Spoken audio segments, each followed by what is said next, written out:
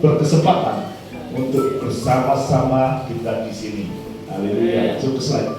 Ya puji Tuhan, memang ini hal yang luar biasa, dan di bulan ini kita berbicara tentang pemuritan, iman dan pemuritan.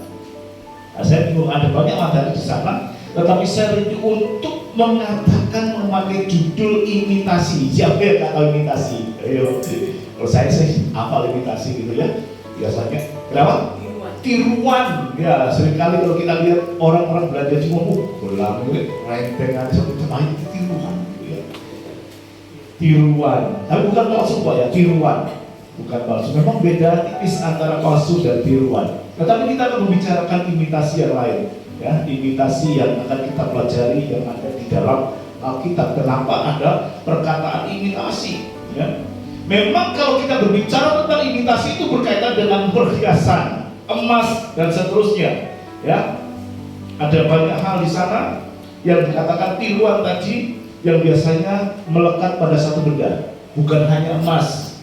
Barang tiruan juga banyak, uang tiruan juga ada, kalau itu palsu ya, perhiasan atau emas biasanya menyangkut ke emas. Tetapi pada kali ini kita berbicara tentang suatu imitasi yang merupakan satu proses. Imitasi menjadi satu proses. Jadi Bapak, kalau kita membicarakan terlebih dahulu mulai hal ini, coba kita buka ya, supaya kita bisa memahami apa yang dimaksud imitasi menurut Wikipedia ya. Nah, di sini saya baca. Imitasi atau peniruan adalah suatu proses kognisi untuk melakukan tindakan maupun aksi seperti yang dilakukan oleh model dengan melibatkan indera sebagai penerima rangsang dan pemasangan kemampuan persepsi untuk mengolah informasi dari rangsang dengan kemampuan aksi untuk melakukan gerakan motor. Jadi imitasi ini keisikannya itu satu proses peniruan yang tentunya kalau meniru sesuatu itu membutuhkan suatu pola pikir, suatu kognisi yang cukup tinggi, karena tidak hanya berbicara tentang bahasa, tetapi juga memahami, juga memahami bagaimana pola pikir orang itu. Dan dikatakan di sini dilakukan oleh model, ada orang modelnya. Jadi kalau imitasi di sini, ini barangnya menjadi modelnya ditiru seperti ini. Sama, orang juga melakukan hal itu, meniru, bukan hanya bahasa saja, tapi pola pikirnya juga. Itu yang dikatakan suatu proses kognisi. Sehingga pada saat dia mempunyai kemampuan untuk mengolah informasi itu, dia mempunyai kemampuan untuk melakukannya, yang bukan aksi, dan melakukan gerakan motorik. Seperti misalnya kenapa interaksi sampai kepada kemampuan manusia untuk meniru. Biasanya pembelajaran pada anak meniru orang tua, meniru apa yang diajarkan, bukan hanya bahasa, tapi pola pikirnya juga ya, seperti itu. Kemampuan manusia untuk berinteraksi dengan orang lain, bahkan penurunan kebudayaan dari satu generasi ke generasi dilakukan dengan imitasi, peniruan, mencontoh pada yang lebih tinggi. Jadi kalau katakan di sini ada modelnya, siapa yang menjadi model, dan ada orang yang meniru model itu. Itu kata kuncinya, dua ya. Ada modelnya, siapa yang menjadi model, apa yang menjadi modelnya, dan siapa yang meniru. Itu dua kata kunci yang akan kita bicarakan nanti. Nah, kita akan menginjak yang pertama, siapa modelnya, model yang ditiru. Next, satu ayat yang menjadi ayat kita di sini adalah di dalam 1 Korintus 4 ayat 16. Dikatakan begini, sebab itu aku menasihatkan kamu, turutilah teladanku. Ini dalam terjemahan baru. Dalam terjemahan King James dikatakan, wherever I visit you, be ye followers of me. Mengikuti aku.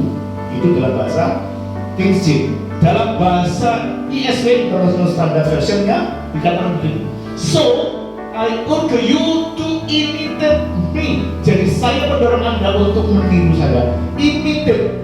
Imitasi. Saya mendorong Anda untuk imitasi saya, untuk mencontoh saya, untuk meniru saya. Siapa yang mengatakan ini? Karena dalam bahasa aslinya Siapa yang melakukan? Yang mengatakan ini? Paulus. Paulus mengatakan, aku mendorong Anda semua untuk mengikuti teladanku, meniru saya, meniru pola perilaku saya, meniru apa yang aku lakukan. Itu kata Paulus. Apakah Paulus arogan banget? Siapa dia yang harus ditiru? Kenapa dia harus ditiru? Dan dia tidak segan-segan. Dikatakan ada kata dikira. Bahasa Inggris saya baru gimana? Mendorong, memaksa orang untuk mengikuti dia, memaksa orang untuk mengikuti teladannya, memaksa orang untuk meniru dia. Dan tentunya hal ini bukan sesuatu yang kebetulan, karena dia dengan sadar mengatakannya. Dia dengan sadar mengatakan semua orang untuk meneladani dia. Karena apa? Ada keyakinan di dalam hidup Paulus bahwa dia hidup benar oleh pertolongan Roh Kudus. Dia tidak hidup sendiri, tetapi dia sudah hidup di dalam Kristus yang sudah memenangkannya dari kehidupan lamanya. Dan dia menunjukkan kepada semua orang walaupun pada awalnya dia ditolak. Karena apa? Orang itu jahat. Saulus itu jahat, menganiaya orang Kristen dan seterusnya. Tetapi pada akhirnya dia mengatakan, ikuti aku, ini aku, contoh aku, tiru aku. Siapa yang berani mengatakan seperti itu? Di Alkitab saya temui hati dia. Makanya saya katakan sebagai imitasinya Paulus, tokoh ini saya suka. Tokoh ini menjadi idola saya, menjadi satu role model yang harus ditiru, menjadi satu model yang harus diteladani. Karena pada kenyataan kebanyakan orang tidak memiliki model yang diteladani. Mereka mengatakan mulai dari Yesus terlalu tinggi, oke, Paulus lah. Kebanyakan orang mengikuti arus dunia ini. Kebanyakan orang tidak mengikuti, gagal menjadi imitator, menjadi peniru, gagal menjadi peniru. Dia lebih cenderung untuk memiliki sikap, memiliki penampilan, memiliki gaya hidup yang sesuai dengan keinginan sendiri. Padahal kalau kita mau meniru, baik sikap, perilaku, tindakan, itu harus sesuai dengan apa yang ditiru.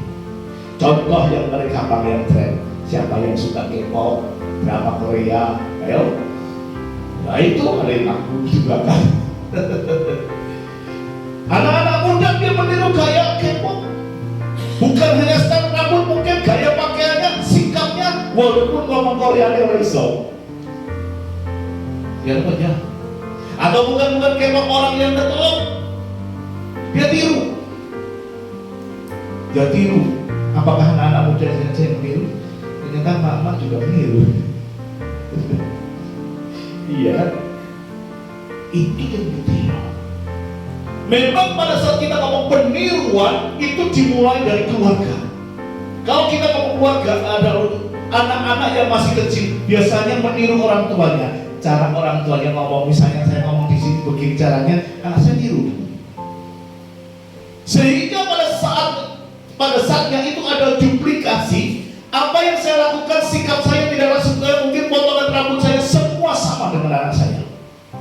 Peniruan yang pertama, imitasi yang pertama, duplikasi yang pertama di dalam keluarga. Tidak heran kalau anak-anak biasanya memiliki gaya sama dengan orang tuanya. Itu peniruan.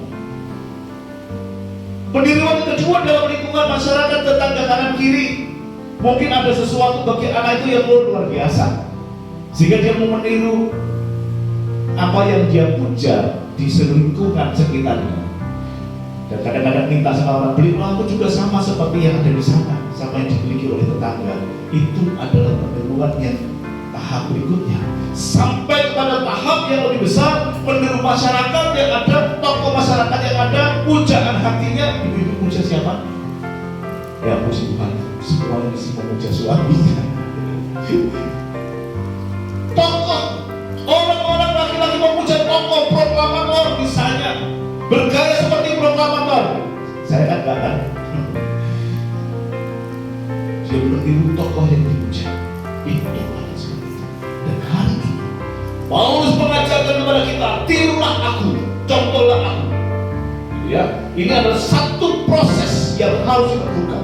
Sehingga kalau dengan demikian di dalam proses imitasi itu ada proses identifikasi, guys. Di dalam proses imitasi ada satu proses identifikasi. Identifikasi adalah upaya yang dilakukan oleh seseorang individu untuk menjadi sama atau identik dengan individu yang lainnya. Jelas sekali gambarnya. Bagaimana seorang anak meniru orang tuanya. Jadi proses identifikasi ini tidak terjadi melalui suatu proses peniruan biasa, tetapi juga pola perilaku yang tadi saya katakan, juga melalui proses kejiwaan yang sangat mendalam. Karena apa? Orang yang meniru, dia biasanya mengamati. Dia mulai mengamati, memahami, baru mengidentifikasi penyamaan yang dikerjakan itu. Jadi kan ada satu proses, yang dikatakan satu proses, dan itu dikelola sedemikian rupa melalui satu alat yang disebut pikiran yang mengolah. Papaku begini, saya harus pakai dasi begini. Itu pola pikir yang mengolah. Sampai di sini bisa dipahami karena kita akan masuk ke hal-hal yang rohani. Sampai di sini bisa dipahami. Ya, puji Tuhan. Saya berusaha untuk tidak cepat. Saya banyak kritik terus ngomong. Puji Tuhan. Jadi ada proses identifikasi. Proses identifikasi untuk menyamakan, dan peran itu dilakukan oleh kekuatan pikiran. Dan kekuatan pikiran itu bukan hanya sesaat di sini saja, tapi bisa sampai kepada kekekalan. Ada peran di situ. Nah, kita hari ini akan membicarakan bagaimana antara iman dan pemuritan itu dengan kondisi seperti ini. Sebenarnya ini lebih rumit lagi karena guru saya, Mbak Sindik, itu mengatakan mau khotbah tentang pemuritan. Dia kasih satu tema saya. Coba bicarakan mental kognitif tentang pemuritan yang merubah pemuritan buruk di gereja. Waduh, ini sesinya minta ini. Mbak Sindik itu luar biasa. Saya nggak tahu metakognitif, saya sudah suruh belajar metakognitif. Ada satu proses pikiran, tapi saya tidak mau mengecewakan. Walaupun berat nanti sesi lain, saya hanya proses kognitifnya saja. Supaya apa? Kita bisa memahami dengan lebih mudah. Karena semuanya melalui pola pikir di dalam kehidupan kita. Ya, kita tahu tujuan Yesus untuk memuridkan. Ada berapa murid?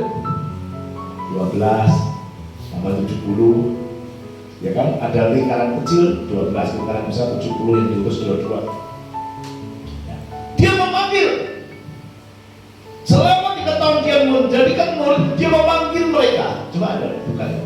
Memanggil mereka untuk mengikuti dia. Dia memanggil mereka untuk memberikan perintah kepada dia. Memanggil mereka untuk mengikuti, memberi mereka perintah untuk mengasihi seperti Yesus sendiri mengasihi. Dan memberikan mereka amanat untuk menjadikan semua bangsa muridnya dengan memberi kuasa. Ini 3 hal yang diajarkan oleh Yesus pada saat dia di dalam dunia ini. Namun kita mengetahui bahwa suara gereja saat ini sudah beralih dan bergeser karena budaya sekuler. Nah, inilah yang disebut oleh Mbak Siti tadi, metakognitif, yang merubah pemuritan buruk di gereja. Karena metakognitif adalah kemampuan dalam berpikir untuk memahami cara bagaimana mempelajari sesuatu hal yang baru. Dipikirkan kayak filsuf. Sehingga orang yang awalnya tidak tahu menjadi tahu. Orang yang awalnya tidak mengerti jadi mengerti. Orang yang awalnya tidak ahli menjadi ahli. Itu mulai proses pikir. Mulai proses pemikiran. Dan kita juga tahu untuk pemuritan buruk di gereja tidak bisa dijalani dengan cara memang penting, tetapi juga perlu dipikirkan. Metakognitif itu apa yang diajarkan dikembangkan, dan ini adalah hasil dari pemikiran metakognitif yang akan kita renungkan. Hasil pemikiran metakognitif mengatakan pemuritan itu adalah satu proses seumur hidup yang mengubah orang percaya untuk berpikir, untuk bertindak dan mengasihi seperti Yesus, yang dimulai secara batinnya dengan tanggapan pribadi terhadap Injil dan bergerak keluar dengan hasrat untuk memajukan kerajaan. Terlalu banyak Pak? Iya, kalau saya petani satu-satu banyak, saya jadikan 2 saja supaya nggak panjang khotbahnya ya.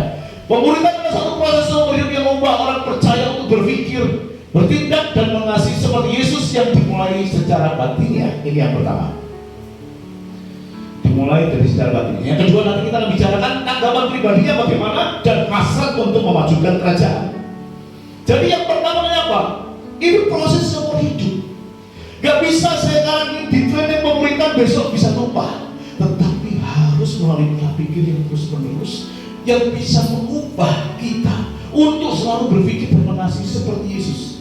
Sehingga awalnya itu harus dimulai dari batin niatnya, bukan karena pikirannya, batin dulu. Kenapa batin, Pak? Kita mengetahui banyak orang membedakan kehidupan manusia itu ada yang menjadikan 3 jasmani, tubuh, jiwa, dan roh.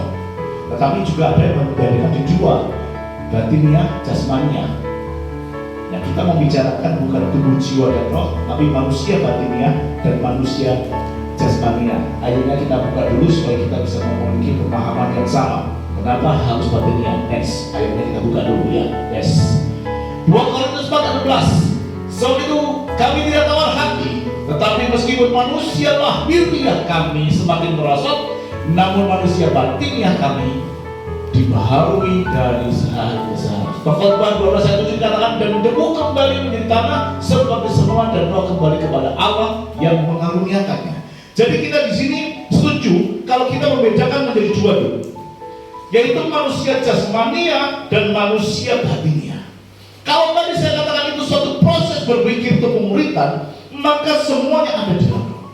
Dan pribadi setiap orang, pribadi saya, sebenarnya adalah di dalam roh. Pribadi saya itu ada dalam manusia batin niat saya. Ya. Karena waktu tubuh akan mati dan menjadi tanah, dan rohnya akan kembali kepada Allah. Manusia batin niatnya akan kembali kepada Allah. Jadi meskipun tubuh tanpa roh, tubuhnya nggak ada rohnya, tetapi pribadi itu tetap ada di dalam roh. Kenapa kok begitu, Pak? Karena pada saat manusia hidup, ada manusia jasmania, ada manusia batinnya. Dia menyatu, sehingga apa? Ada di dalam tubuh juga pribadi itu. Sampai di sini bisa dipahami? Oke, bisa lanjut? Ya. Ada di dalam tubuhnya. Sehingga kalau kita kan, kalau rohnya kembali Allah bagaimana, Pak? Kalau penasaran, ya kadang-kadang ya saya nggak tahu kalau ada roh penasaran yang seperti masa hidupnya pakai baju merah, pakai masih nangis-nangis ya. Itu terakhir saya nggak tahu. Tetapi kan sekali kita melihat roh kekayaan begitu, yang tahu positif. Jadi pribadi itu di dalam manusia batinnya. Karena batin dan jasmani pernah satu, maka di dalam keduanya ada. Oke? Nah, kembali kepada masalah pemuritan.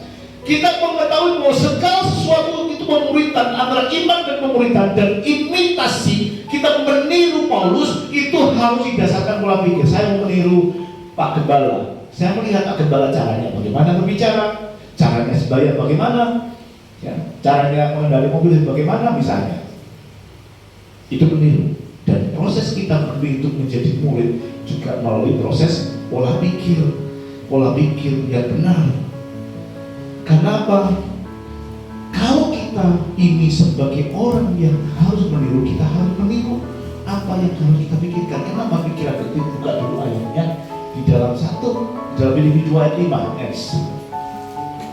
Karena proses itu maka kita harus mempunyai pola pikir. Dikatakan Filipi 2 ayat 5 dikatakan, hendaklah kamu dalam hidup bersama menaruh pikiran dan perasaan yang terdapat juga dalam Kristus Yesus.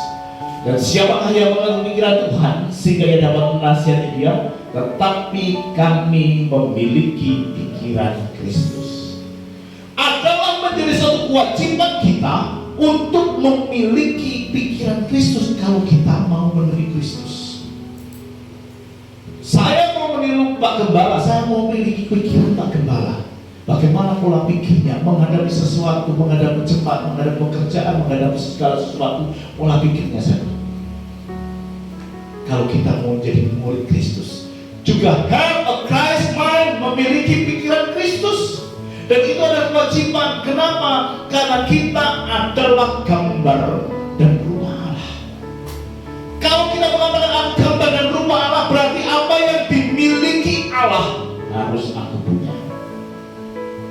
Meskipun kuasanya tidak sama. Saya pernah sampaikan, Allah punya kuasa, saya punya kuasa yang diberikan oleh Allah.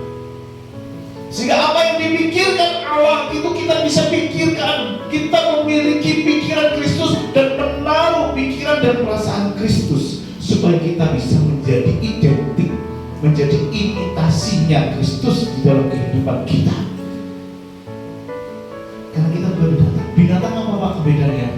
Dia hanya naluri, pikirannya hanya untuk keahlian, kemampuan untuk bertahan hidup. Bagaimana dia berenang, bagaimana dia melakukan mangsanya, tetapi tidak ada hal yang lain, apalagi memiliki pikiran Kristus. Sehingga kalau kita mengatakan aku ini adalah gambar dan rupa Allah, maka kewajiban kita untuk memiliki pikiran Kristus. Harus memiliki pikiran Kristus, ya. Nah, ini di dalam versi yang lain, dikatakan versinya adalah attitude dalam Today English Version. Pikiran dan perasaan itu diterjemahkan sebagai attitude atau yang berarti sikap. Sikap yang harus kita tunjukkan. Pikiran dan perasaan itu diejawantahkan di dalam sikap. Bagaimana Kristus sudah mencerminkan dirinya dengan melalui sikap yang ditujukan kepada setiap orang selama hidupnya di dalam dunia ini. Bagaimana sikap ketaatannya kepada Allah sampai dia harus mati di kayu salib. Sikap inilah yang ditunjukkan Kristus kepada kita dan harus kita juga lakukan dalam kehidupan kita. Sehingga konkret dari sikap Kristus itu harus menjadi teladan kita yang harus kita tiru, kita menjadi imitator. Apakah mudah? Tidak. Makanya di dalam metakogniti tadi, pemuritan adalah proses seumur hidup untuk mengingat pikirannya, mengerti, memahami, melakukan. Kalau kita berhenti untuk masuk proses ini, pemuritan gagal. Dan itu terjadi di gereja.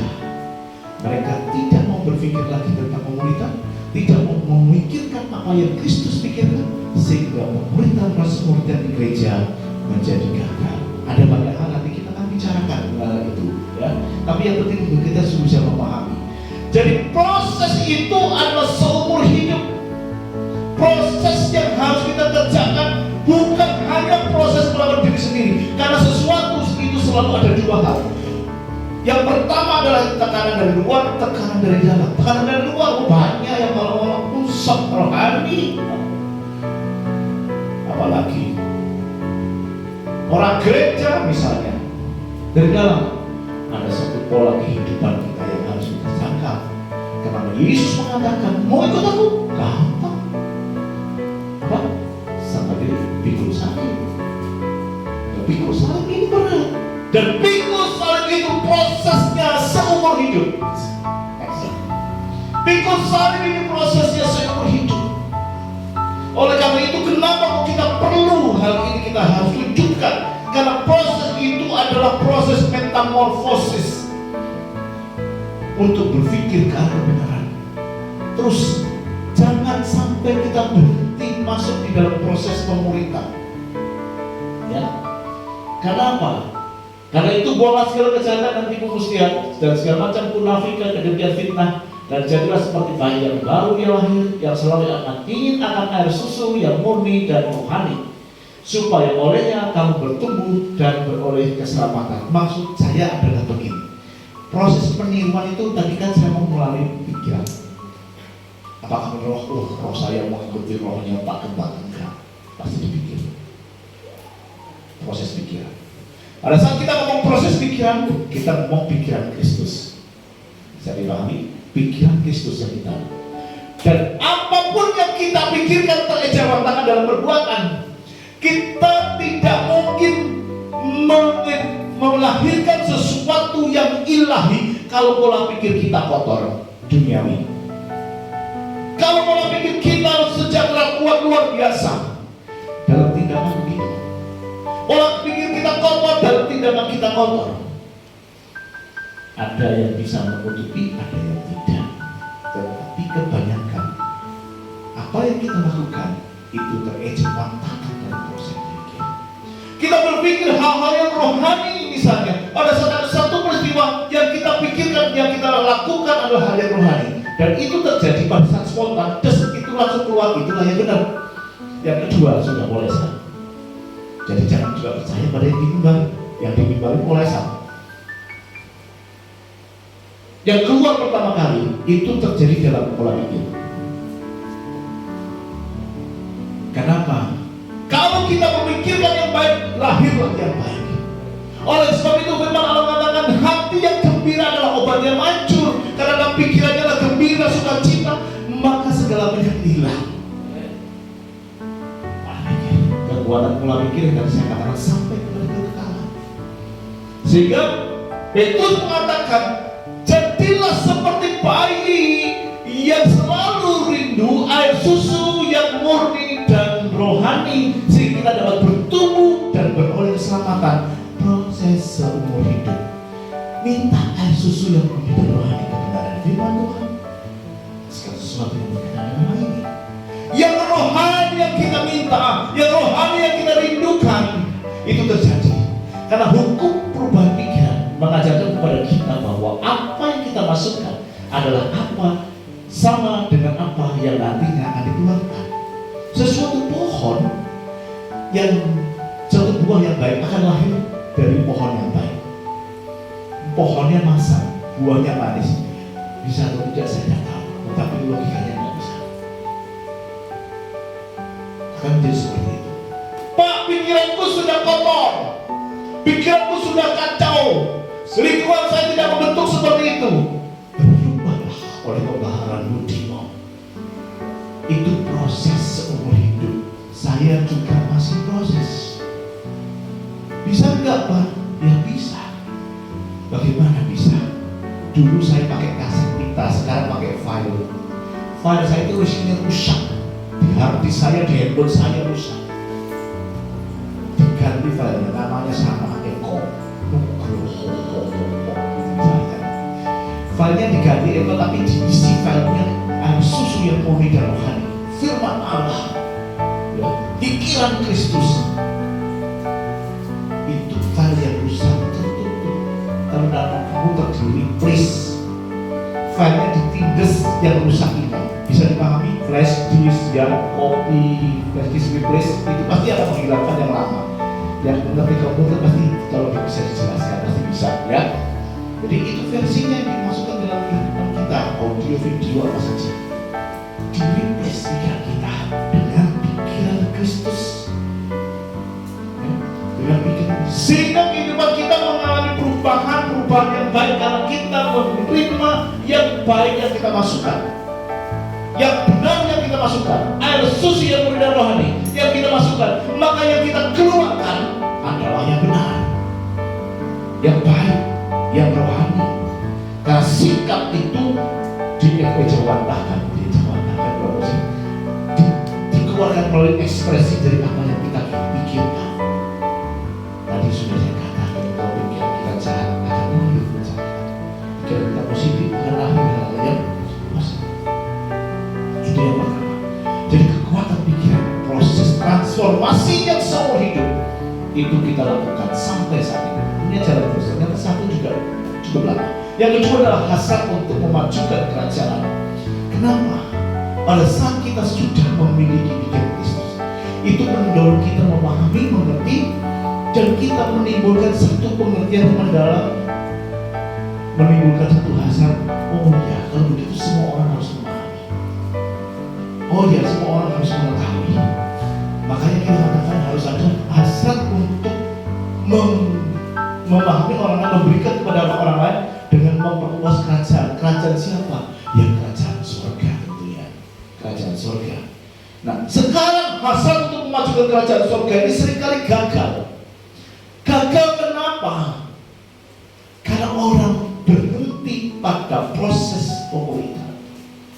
berhenti untuk menerima air susu yang murni dan rohani. Seorang rohaniawan, seorang pendeta yang mengatakan begini, ada 10 pemuritan yang gagal di gereja. Yang pertama buta Alkitab. Yang jelas, orang datang kepada ibadah, orang datang ke komsel, tetapi tidak pernah mengerti firman Tuhan. Apa itu khotbahnya? Nggak tahu. Apa arahnya? Nggak tahu. Melalui pemuritan diajarkan. Tadi begini, karena pemuritan bisa satu hati ke hati. Tadi yang maksud Pak Gembala begini, itu supaya orang tidak buta kita. Pergumulan iman, karena dia tidak mengerti firman Tuhan di dalam kehidupannya, dia tidak memahami.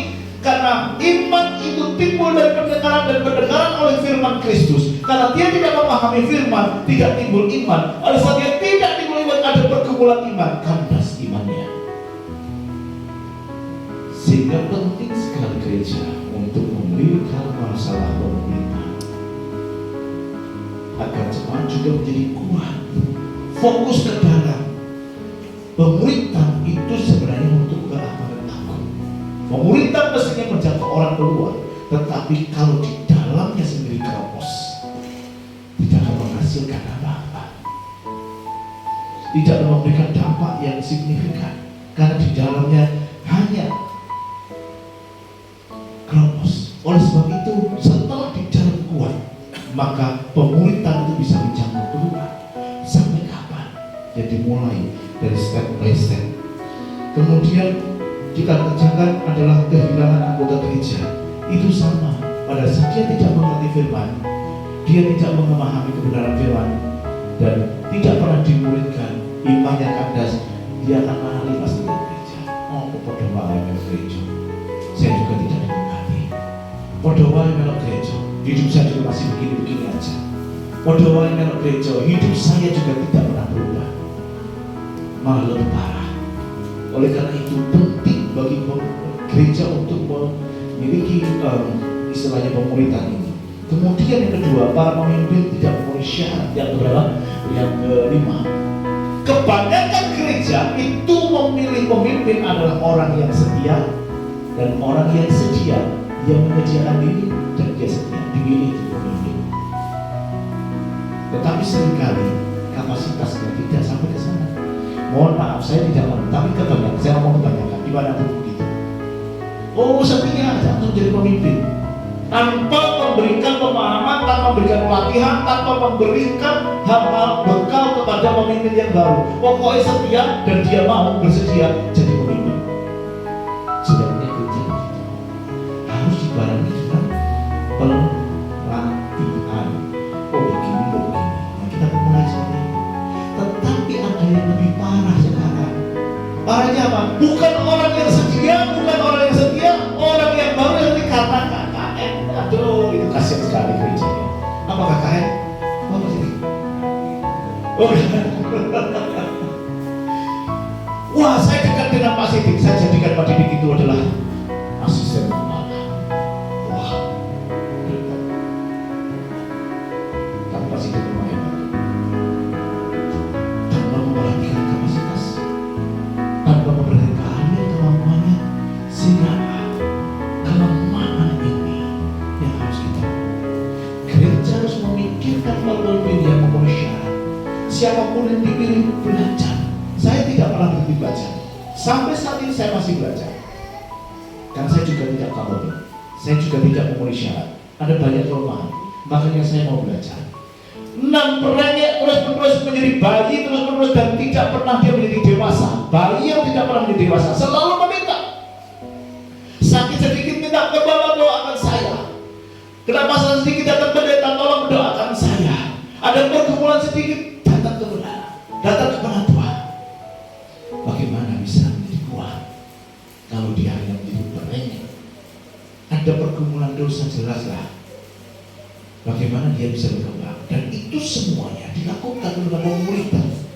Kalau dia dalam pergumulan dosa, dia katakan bagaimana dia diberikan senjata rohani, bagaimana dia diberi pengertian untuk keluar dari dosa, bagaimana dia diberi kekuatan supaya bisa melakukan hal-hal yang baik dengan pola pikirnya dia, logikanya dia untuk keluar dan memperoleh kemenangan.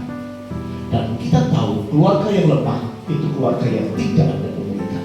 Karena keluarga yang kuat selalu ada pemuritan di dalamnya. Ada anak mencontoh orang tuanya, mencontoh bapaknya, mencontoh ibunya. Tetapi kalau saat identifikasi orang tua ini jelek, bapak ibunya jelek, mohon maaf, ya menurut tidak tahu. Jadi oleh karena itu kita perlu koreksi diri, semua orang, termasuk saya, mengkoreksi diri. Apakah saya sudah menjadikan teladan yang baik? Sama seperti Paulus katakan, ikutilah teladanku, ikutilah aku. Gereja yang tanpa kuasa, kuasa kita ada di dalam doa. Gereja yang tanpa kuasa adalah gereja yang tidak pernah berdoa. Kita ada retreat berdoa. Sebenarnya kita ngomong bukan berdoa, komunitas yang berdoa. Setiap orang, setiap jemaat, kalau mau berdoa, orang-orang yang sudah di awal-awal, yang hubungannya dengan Tuhan saja. Tetapi kalau komunitas itu berdoa, semua jemaat anggota itu berdoa. Setiap orang yang mau berdoa di doa malam, setiap orang yang doa pagi, setiap orang yang di menara doa, setiap orang yang berdoa di rumah, mereka gabungan dari komunitas itu berdoa. Kami mengundang Bapak Ibu semuanya untuk ikut besok tanggal 15-16. Biaya kontribusi 250 mahal Pak, jangan pikirkan biaya kontribusi. Daftar ke kami, berapapun kontribusinya sudah ada yang cover. Jadi kalau usah ngomong kurang, saya akan larang Pak. Dan daftar aja ke kami. Ada di Bali juga ikut. Dari Bali ada 3 orang ikut. Pak ya, sini saya berapa itu? Masa kontribusi silakan. Hubungi kami, pokoknya daftar ikut selesai. Gitu ya. Kontribusinya berapapun tidak masalah. Sudah ada yang cover, jangan khawatir. Tanggal 15-16 ini setelah ibadah bisa koordinasi lebih lanjut. Gereja yang tanpa kuasa adalah gereja yang tidak pernah berdoa. Yang ke-10 adalah permasalahan generasi. Pada saat satu generasi gagal dimuridkan, itu menjadi beban generasi berikutnya. Apakah kita mau meninggalkan masalah untuk generasi berikutnya? Apakah kita mau egois, saya penting selamat, anak saya nggak tahu, cucu saya nggak tahu? Inilah yang kita pikirkan bersama. Sehingga seorang yang bernama Chuck Lawless, dia seorang building tujuan biblical memikirkan hal ini. Kembali ke firman, kalau waktunya jatuh, saya perlu ngomong kalau nggak dipegang dengan suara. Jadi kita tadi mengatakan harus mengikuti teladan Paulus. Teladan Paulus itu mengikuti teladannya Yesus. Yesus mengatakan pemuritan itu adalah memanggil mereka, memberikan mereka perintah mengasihi, dan mereka menyuruh mereka berikan mandat untuk keluar, menjadikan semua bangsa murid, memberikan mereka kuasa. Karena segala kuasa sudah diberikan oleh Yesus ya. Dan yang terakhir, oke. Pemuritan yang efektif harus menyertakan hal-hal yang di bawah ini. Yang pertama adalah bersifat relasional. Bersifat relasional, relasi yang diberikan. Ya, relasi. Kenapa kok seperti ini? Ini ayatnya panjang, tetapi saya mau kisah. Ini adalah kalau kita ngomong imitasi, tadi kan kita ngomong Paulus. Saya mau memberikan versinya Paulus. Pada saat yang mendengar, sungguh pula kebebasan semua orang, aku menjadi hamba bagi semua orang. Paulus menyatakan diri saya itu hambanya bagi semua orang. Ini kontekstual.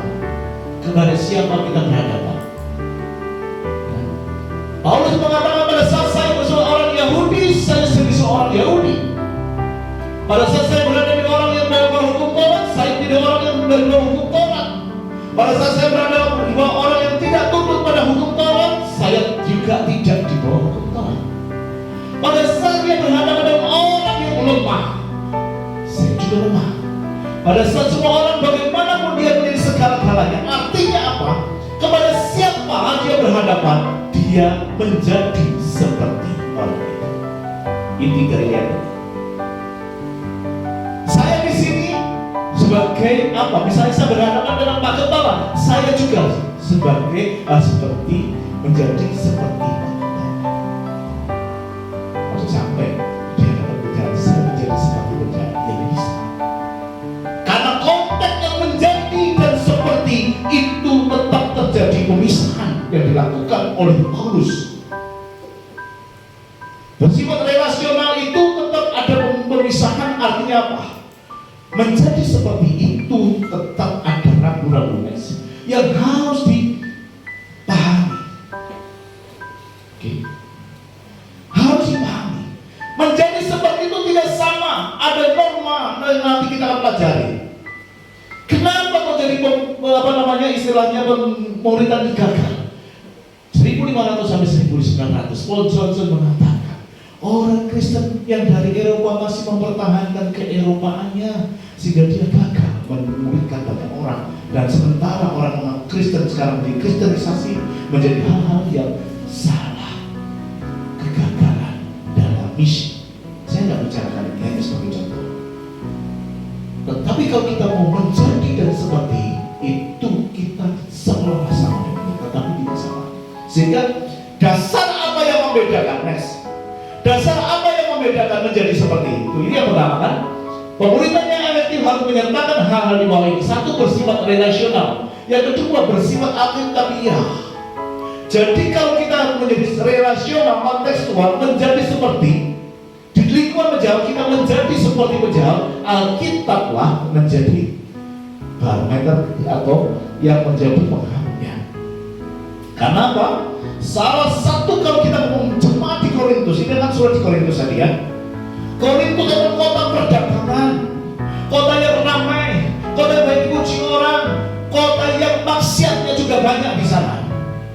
Dan Paulus mendirikan gereja di sana. Paulus menginjil di kota yang jahat itu, kota yang maksiat itu. Kalau Paulus mengatakan saya menjadi seperti, apakah Paulus juga membuka tempat maksiat? Nah, yang membedakan adalah nilai alkitabiah. Karena menjadi seperti itu harus dilakukan dengan dasar alkitabiah, artinya tidak kompromi dengan dosa dan dunia. Itu adalah kebenaran mutlak. Menjadi seperti itu berarti juga tidak kompromi. Sehingga Paulus mengatakan penginjil di Korintus, meskipun dia menjadi seperti orang Korintus, tetapi tidak ada batasan kompromi dengan dosa. Meskipun Korintus bermaksiat,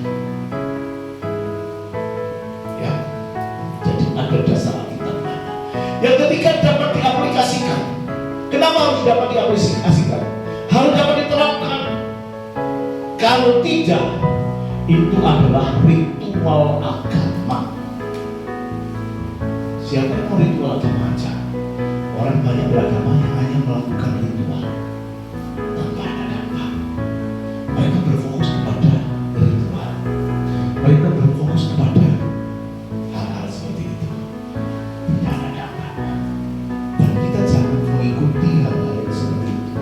Karena aktivitas itu tanpa ada hal yang bisa diaplikasikan, itu adalah sama ritual agama. Karena fokus kita menjadikan semua bangsa murid Kristus. Namun sekarang menjadi sesuatu yang berbeda, karena fokusnya bukan menjadikan semua bangsa murid Kristus, tapi fokusnya kepada murid itu sendiri. Sehingga gereja, karena fokusnya sudah beralih, saya katakan karena sekulerisme, yang membangun kegiatan-kegiatan gereja yang bersifat menyenangkan, yang bersifat hiburan rohani, yang membuat nyaman. Itu salahnya gereja. Apakah dengan itu bisa memulai murid? Enggak. Kalau mau cari tempat hiburan di luar banyak, tetapi bagaimana kita mengaplikasikan? Saya pernah berbicara di gereja situ, bukan tentang kapasitas, tetapi tentang fungsi. Kalau kita punya kapasitas besar tapi tidak berfungsi, untuk apa? Jadi meskipun saya kecil, meskipun saya dinilai tidak ada artinya apa-apa, kapasitas hanya satu orang misalnya, tetapi saya berfungsi. Saya punya genset 1000 HP, 100 HP. Besar, bisa menghidupkan semuanya.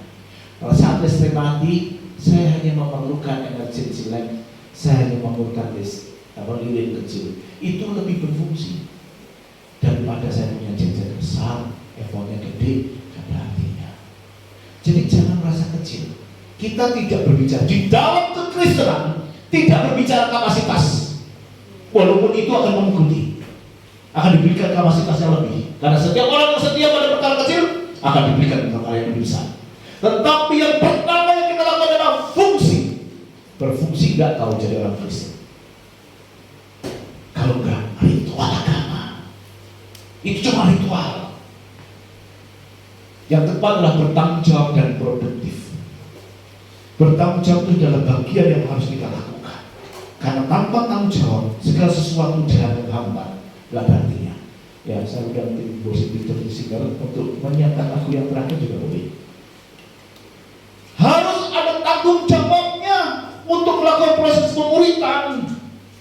Sehingga pada saat itu dengan tanggung jawab dia melakukannya dengan sukacita, melakukannya dengan apapun juga, karena walaupun berat, walaupun susah, namanya tanggung jawab tetap dilakukan. Betul? Saya berat, tetapi tanggung jawab. Mencari nafkah berat bagi bapak-bapak kepala keluarga, tetapi tanggung jawab pada keluarga, dia harus membangkit tulang untuk membangun keluarga, untuk mencari nafkah. Itu tanggung jawab. Itu artinya tanggung jawab. Sehingga pada saat kita tanggung jawab, kita melakukannya dengan setia, proses seumur hidup kita menjadi produktif, mulai bisa memuridkan orang lain. Itu menjadi produktif, makanya bertanggung jawab dan produktif dengan segala apapun harga yang dibayar. Sehingga Kolose 1:29 katakan, itu yang usahakan dan kumpulkan dengan segala tenaga sesuai dengan kuasanya yang bekerja dengan kuat di dalam aku. Senantiasa jadi pergumulan, senantiasa menjadi satu usaha, effort yang harus dikerjakan, sehingga kemuliaan Tuhan bisa dinyatakan. Orang berhenti tidak bisa merubah dirinya itu karena dia berhenti untuk masuk di dalam proses. Jadi jangan pernah menyerah. Orang yang tahu hal ini, dia tidak pernah menjadi burnout, tidak akan menyerah, kalah pada mental, tetapi dia akan semangat terus. Itu tanggung jawab.